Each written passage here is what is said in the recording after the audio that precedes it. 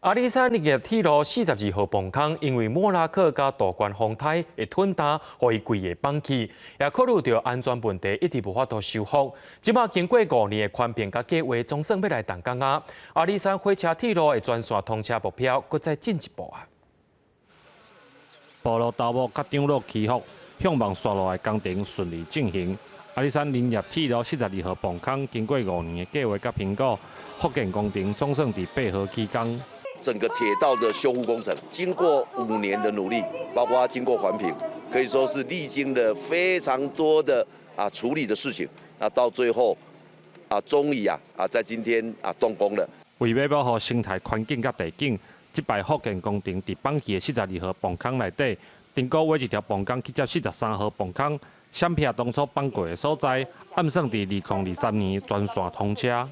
我们预计在111年就会完工，112年会全线通车，然后沿线所有的场站也都会完工，从北门、鹿马场、竹崎，还有奋起湖、祝山、神木，包括这一条42号隧道的完工，所以会带动整个台湾迈向国际的一个观光亮点。新的崩坑完工了后，这个旧的42号崩坑嘛会保存落来。未来会规划主题列车来这进行文资甲生态教育，希望阿里山林业铁路成做观光甲历史文化的教育场所。记者林慧婷家己报道。